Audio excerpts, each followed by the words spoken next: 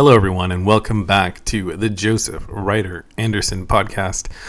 I am your host, Joseph Ryder Anderson, and despite the fact that I said last episode we would be diving into Bleach soon, I actually have two more Sword Art Online focused podcasts while we're still in the Sword Art Online format of Union Arena.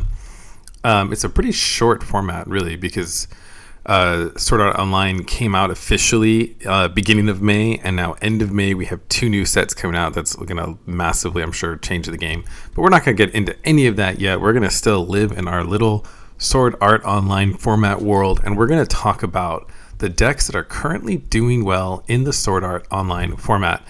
I already did a podcast episode talking about what I thought would do well, so it's always interesting to kind of check my predictions versus reality, and a lot of them were pretty on point, which I'm very happy about. So there's two different things we're going to be looking at specifically. We're going to be looking at some of the data compiled by Unionversity, so I will be linking to his video in the comments because he does a great job of weekly updates on what's going on in the meta and does a lot of hard work, puts a lot of effort into those videos, so I want to make sure to link to that so you can check those out. But we're also going to be looking at this relatively large tournament with 62 players, the Draw 3 Grand Opening 5-box SAO tournament. And this was an online tournament. And the results differ a bit from what we saw in sort of the weekly updates from University. But I think both of those show some very interesting trends. I think still we're not at a point where we're having big enough tournaments to have like a definitive, like statistically definitive best decks, but we have a really solid understanding of where the meta is at and what players are tend to play and what decks tend to do well at a competitive level. So with all that being said, let's look at what's doing well currently. So we have, from my predictions, I did predict that Yellow Goddesses and Green GGO would be sort of the two standout decks from Sword Art Online. And as we can see, from Sword Art Online, those were the two decks that have done really, really well. We see those getting a lot of wins at the local level. I think that I originally had put Yellow Goddesses sort of towards the middle point of the top tier, but as I played it more, I realized just how solid that deck was and how solid its matchup spread was too, right? Because when we look at how good a deck is in the Union Arena meta, we don't want to just look at the deck in isolation or in a vacuum. We want to be taking into consideration all of the other top tier decks that you're likely to run into, and Yellow Goddesses has a really solid run of matchups right now in the current format. Of course, that's always subject to change, but right now it has just a really solid matchup spread. One interesting thing that I thought might happen if Yellow Goddesses started making a really big impact on the meta, and that is I assumed Yellow Saitama would probably drop out, and we do see less heavy Yellow Saitama heavy meta right now, especially opposed to the last Eggman tournament that Eggman ran, where Yellow Saitama was by far and large the dominant deck. Yellow Saitama's largely dropped down, still definitely a top tier deck, but it's fallen much further down in the meta. We also see GGO doing pretty well. One thing that was interesting is we did have a yellow goddess deck make its way into the top 16 of the Draw 3 tournament, and that yellow goddess deck was piloted by Shiba5, who actually is in my Discord. So if you want to join a Discord of competitively minded Union Arena players, go ahead and check that out on my website. I should definitely promote that Discord more than I do, so I will work on that. But we have a really active community. Make sure to check that out if you're a fan of this podcast. But yeah, Shiba5 coming in strong, top 8 with the Yellow Goddesses, and he plays it very interestingly. We'll probably take a look at that in a moment.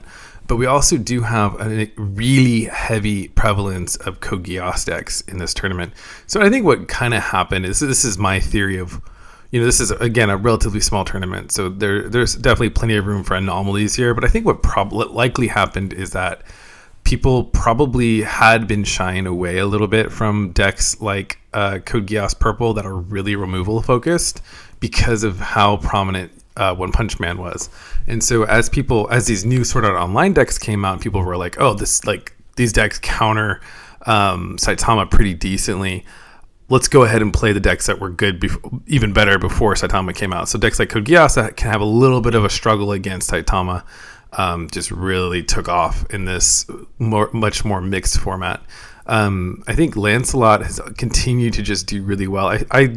I predicted that GGO would be the more popular deck, which it does seem from Union University's data that he collected. It does seem like Lancelot, Green GGO is the more popular deck, but I do think that one thing we can gather from this tournament is that this Draw 3 tournament is that Green Code Geass is still the preferential green deck. We do also have a green Metal Bat, which is really interesting, a One Punch Man green. I did always feel like that was the stronger of the two between Saitama and the two green decks. And One Punch Man, I always did feel like the Metal Bat was the stronger of the two. But I think that as time goes on, Metal Bat should probably fall off a bit because it's a pretty straightforward deck, but it doesn't have a ton of power to it. And it just probably won't hold up with the meta as well over time. So yeah, all that being said, we'll get to a more competitive tier list in a moment, but I thought that was really interesting. One deck that I did not see doing as well as it did, there's two decks actually, and they're both Sword Art Online decks. So that the first one is the blue SAO deck with Kirito and Asuna, that switching deck, and that is really come out to be one of the top decks. So definitely contender in the top tier, and it's really the preferred multi-attack deck. There seems to always be about one of these in a format, in a Union Arena format, where one deck that excels at doing multi-attack, and it seems like right now the blue deck has taken over as the preferred multi-attack deck. So that means it's edged out the likes of Speed of Sound Sonic, it's edged out Yellow Tanjiro, and that is the current preferred multi-attack deck. It did not get in the top 8 of the larger tournament, but as we see from Union University's data, it has been doing really well on the local scene. So definitely a contender for top deck right now. It'll be interesting to see if that continues. And then another deck that really snuck up, and actually through testing, I think if you listen to my last podcast episode, I said that this deck is a lot better than I originally thought, and that is the Mother's Rosario deck. And that deck is really interesting. In a way, it kind of reminds me of Green Saitama, not because it functions the same as Green Saitama, but in that you're playing a different game than you normally are when you're playing Mother's Rosario. Instead of the whole remove, try to stay ahead, tempo strategy, you really don't care about all that. You're really just trying to stay alive, trying to get some attacks off, and trying to hit your end game goal of powering up your Asuna and taking a bunch of life in a turn or two. So it plays a lot differently than other decks, but I thought that was really interesting to see that Mother's Rosario was doing well. I definitely would try that deck out, and I think that deck will be next podcast episode. We're going to talk about the Union Arena Rare Battle format, and I think Mother's Rosario was definitely one of the top decks to pick for the Rare Battle format. And then we also see Purple Bleach has come back and is doing really well as one of the top tier decks. So it was not, it did not make the top 16 of the Draw 3 tournament, but it has been doing well on the local scene. So Purple Bleach definitely coming back there, and we still see Sukuna as one of the more preferred decks. So it's still likely on the tier list. It would still be Code Geass number 1, Sukuna number 2, and we're going to get a volume 2 for that pretty soon. So that'll bump Sukuna up. So we have Code Geass number 1, JJK number 2. I would put Goddesses personally number 3 now, and then I would put Lancelot number 4, and then we probably would put Blue SAO number 5, and then I think 6 would be Green GGO, 7 would be Yellow Saitama. So we'll do top 7 there. That would be my breakdown of how the decks stack up competitively. Yellow Saitama did definitely take a hit, as I thought it would, from just having a more versatile decks coming out and SAO to deal with it. I came into this really removal heavy format, and it did really well for a while there, but it's just having a lot of competition currently. But we could always see it come back, especially if the meta swings back more towards a more removal heavy type of situation. But let's just look at a couple of these decks and what stands out about some of these decks, that especially from let's take a look at the Draw 3 tournament.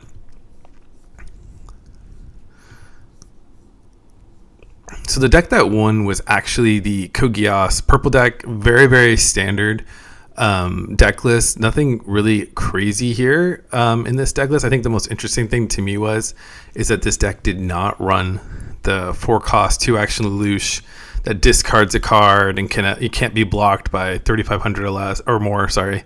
They're instead running the 2 action cost Lelouch, the 4 energy cost 2 action point Lelouch with 2 energy and reduces BP by 3,000. This guy is just super solid. For a long time, I would run this Lelouch in my deck, and he's a really solid character to play to help extend some of the BP reducing abilities of your deck.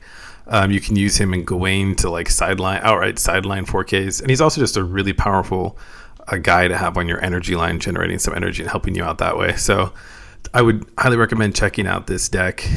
For first place, Purple Kogias looks really solid to me. Let's take a look at the top performing Green Lancelot by Mariana.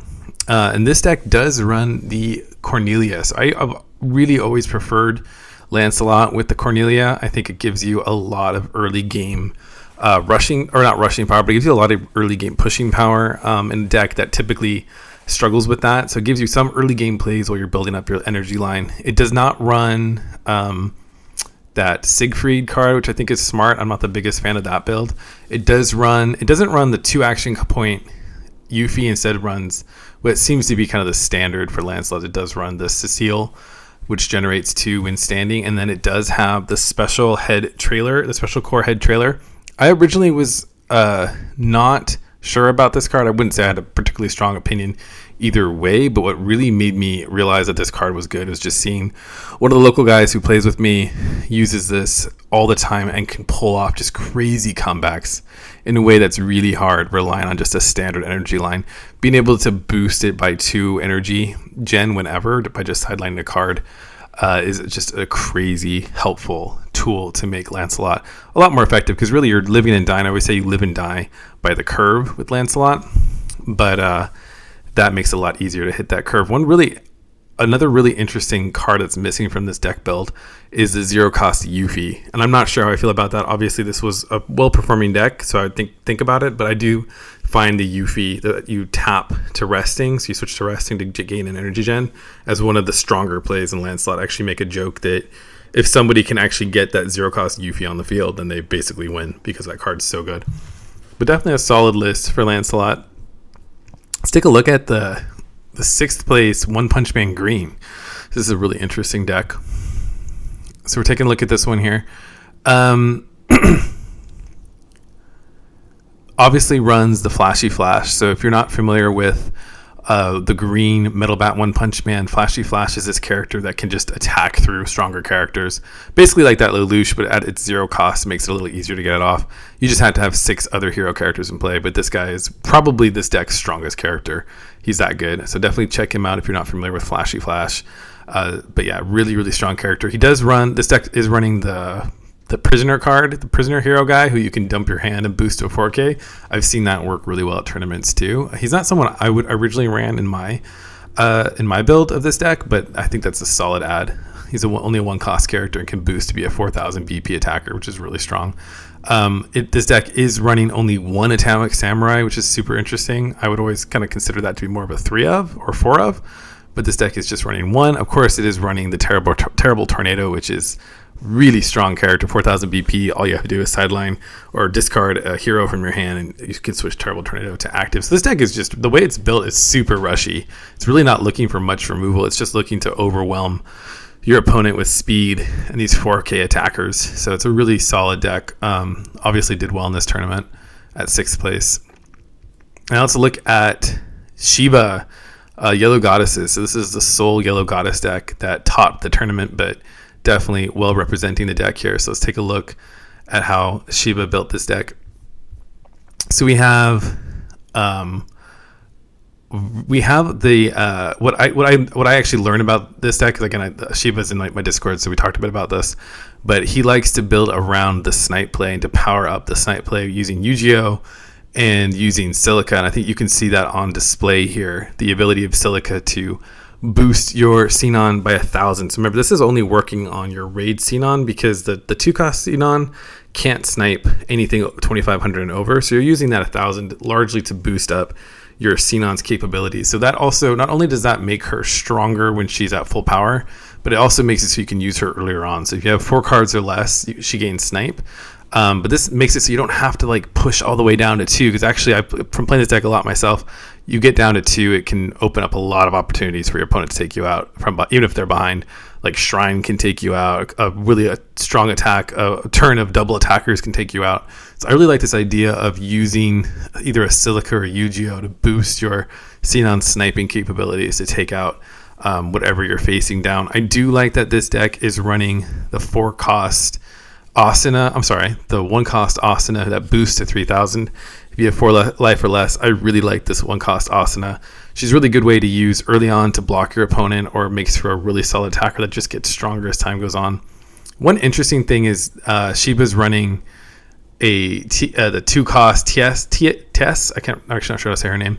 And then the Ronnie. So giving a little bit of added energy gen there at lower cost characters to help ensure you meet your curve. I think that's a good idea. But all around, just a really solid deck. And then he does have the 2 of the Yu-Gi-Oh raids, which is interesting since you have the 4. It really works well in this build to build this way, where you have the 4 costs, because there's not really like a 0-cost character that fits super well to this deck currently. So running the Yu-Gi-Oh 0-cost to give some extra BP, and then have them there as a raid option for the 4-cost Yu-Gi-Oh works really well. So all around, this is a really solid Goddess deck, and Goddess is one of the top tier decks definitely right now. So this is definitely a unique way to build it. You can also build it a little bit differently too, and it's still strong. So there's lots of different ways to build that deck, and they're all solid. So that's what we're going to take a look at today. Really interesting format. I have very much enjoyed the Sword Art Online format. I think it was a bit more balanced and a bit more exciting than even the One Punch Man format, where we saw a lot of diversity. Obviously, as this tournament shows, there's still plenty of diversity. Even if Code Geass Purple and Jujutsu Kaisen are top decks, there's still plenty of other decks vying for that top spot, and that's just super exciting. So next time we will be talking about specifically about the rare battle format for Sword Art Online, and how different decks stack up, and helping you choose the best deck to bring to your Sword Art Online Union Arena rare battle to bag that Kirito Union rare card. So stay tuned till next time. Thanks so much for listening. Bye.